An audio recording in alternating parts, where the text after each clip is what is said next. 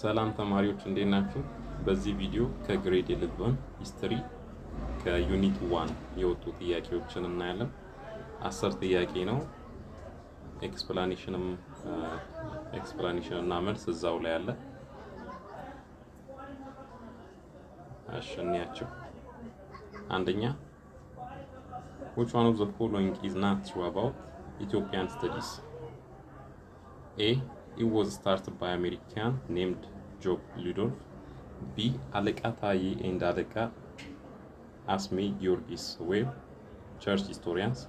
C. The first modern history of the country was published in 1684. D. The establishment of Haile Selassie, the first university college, was a turning point in its development.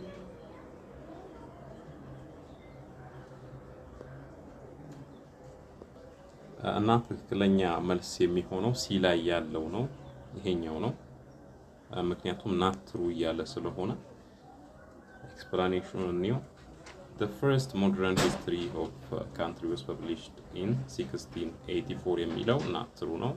The assertion that the first modern history of Ethiopia was published in 1684 is incorrect.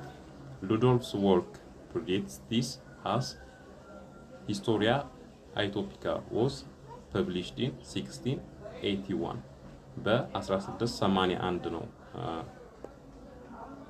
የሉዶልፍ ስራ እንደሚያወራው ከሆነ በ1681 ላይ ነው the first modern history of the country published የሆነው በ1684 አይደለም ማለት ነው። ስለዚህ ናትሩ ያለ ስለሆነ ሲላ ያለው ትክክል ይሆናል።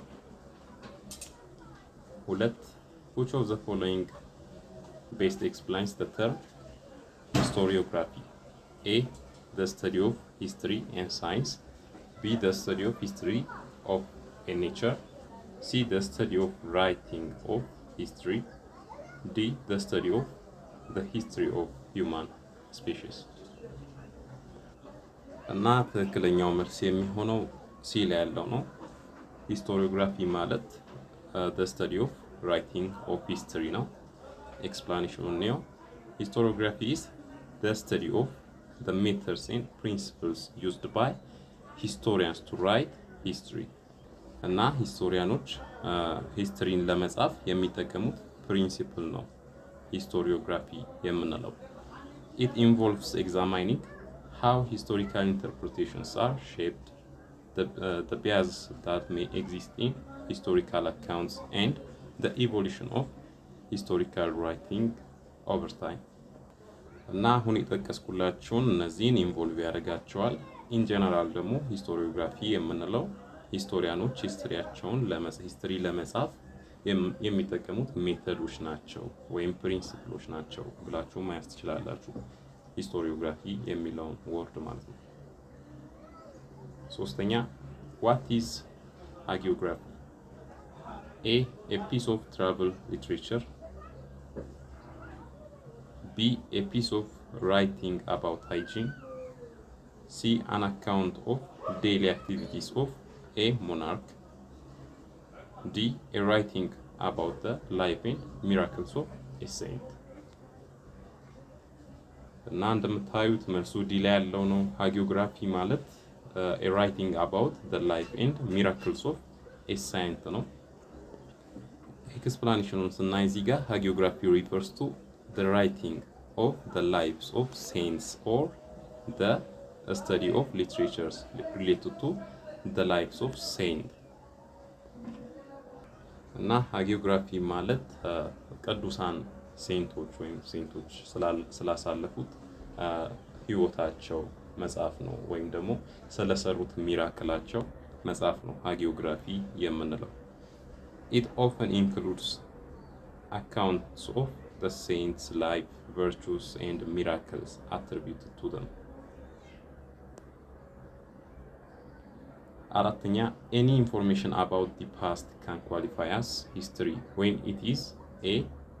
written by professional historians. B. written by a mature historian. C. supported by primary sources. D. supported by evidence. አንሰራችን ዲ ላይ ያለው ነው። supported by evidence ሲሆን ነው ሂስትሪን ኳሊፋይ የሚያደርገው እና any information about the past can qualify as history when it is supported by evidence ሲኖረው ያ የተጻፈው ሂስትሪ ወይም ታሪክ ኤቪደንስ ሲኖር ነው ሂስትሪ የሚያስብለው ማለት ነው። This evidence can include written records, artifacts, oral accounts, or other sources that provide reliable information about the past event. ስለዛ ስለ ፓስት ኢቨንት ወይም ስለ ሂስትሪው ኢንፎርሜሽን የምናገኘው ከነዚህ ነው ማለት ነው። ወይም ኤቪደንስ የምናገኘው ከሪተን ሪከርድ ሊሆን ይችላል፣ ከአርቲፋክቶች ሊሆን ይችላል፣ ከኦራል አካውንት ሊሆን ይችላል እና ከሌሎችም ሊሆን ይችላል እና በኤቪደንስ ሰፖርት ሲሆን ነው ይሄ ፓስት ኢቨንት ወይም ሂስትሪ ትክክል ነው ወይም ኳሊፋይድ ነው የምንለው ማለት ነው። While the work of professional historians often involves critically analyzing and interpreting historical information, the key criteria for something to be considered history is that it is supported by credible evidence. By evidence support, actually a professional historianoች ማተር ቢያደርግም አጻጻፋቸው ማተር ቢያደርግም ሂስትሪ ግን በጣም ኳሊፋይ የሚሆነው በኤቪደንስ ሰፖርት ሲሆን ነው። ሞር ትክክለኛ መልስ የሚሆነው ዲ ላይ ያለው ነው ለማለት ነው። 5 which of the following can be said to be a weakness of Ethiopian historiography? A. It exhibits a gender bias in favor of men. B. It is too radical and revolutionary. C. It focuses on the culture rather than on the politics of the past. D. It glorifies foreigners rather than Ethiopians. እና ስለ ኢትዮጵያ ሂስቶሪዮግራፊ ስናነሳ ዊክነሱ ምንድነው? It exhibits a gender bias in favor of man. እና የጀንደር ኢኳሊቲ አልነበረም ሂስትሪያቸው የኢትዮጵያን ሂስትሪ ስናይ ማለት ነው። Gender bias in historiography refers to the tendency to focus more on the actions, contributions, and perspectives of one gender over the other. In the case of Ethiopian historiography, if it exhibits a bias in favor of men, it means that the history and contributions of women may not be adequately represented or emphasized. ያው እንደሚታወቀው በድሮ ጊዜ የሴቶች ሚና ብዙም አልነበረም እና ብቻ ወንዶች ዶሚኔት ያደርጉ ነበረ እና የጀንደር ቢያዝ ነበረና ይሄ ዊክነስ ኦፍ ኢትዮጵያን ሂስቶሪዮግራፊ ነው። Addressing gender bias is an important aspect of promoting a more inclusive and comprehensive understanding of history. 6. What is Fatah al-Habasha? A. Fictional writing in Arabic about Ethiopian history. B. Title of a chronicle about the Muslim Sultanate of Ifat. C. A biography of Imam Ahmad ibn Ibrahim al-Ghazi. D. An eyewitness account of the wars of the 16th century between the Sultanate of Adal and Christian Kingdom in Ethiopia. So ትክክለኛው መልስ የሚሆነው ዲ ላይ ያለው ነው። AC the explanation. D. An eyewitness account of the wars of the 16th century between the Sultanate of Adal and the Christian Kingdom in Ethiopia. የሚለው ነው ትክክለኛው መልስ። Fatah al-Habasha, also known as Conquest of Abyssinia, is a historical chronicle that provides an eyewitness account of the wars in the 16th century between the Sultanate of Adal and the Christian Kingdom in Ethiopia. እና ፈታ አል-ሀበሻ የሚባለው በሱልጣኔት ኦፍ አዳል ኤንድ ክርስቲያን ኪንግደም ኢን ኢትዮጵያ መሀል የነበረውን ዋር እንደ አይ ዊትነስ የሚነግረን ነው። ፈታ አል-ሀበሻ የሚባለው ማለት The chronicle is attributed to Ahmed ibn Ibrahim al-Ghazi, also known as Grany Ahmed, who led the Adal Sultanate during this conflict.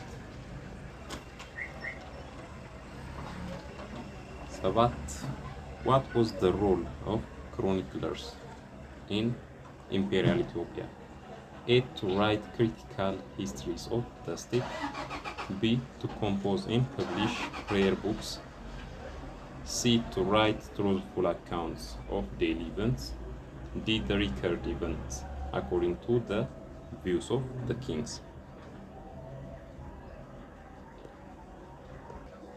እና ትክክለኛው መልስ የሚሆነው to record events according to the views of the kings ነው። እና ክሮኒክለርስ የምንላቸው ነገስታት የሚያደርጉትን ነገር እየተከታተሉ የሚጽፉ ናቸው። ኢምፔሪያል ኢትዮጵያ ማለት ነው። እና in Imperial Ethiopia chroniclers played a role in recording and documenting historical events, but their accounts were often influenced by the views and perspectives of the ruling kings or monarchs. Chroniclers were tasked with creating official records that in many cases presented events in a way that aligned with the interests and views of the ruling authority.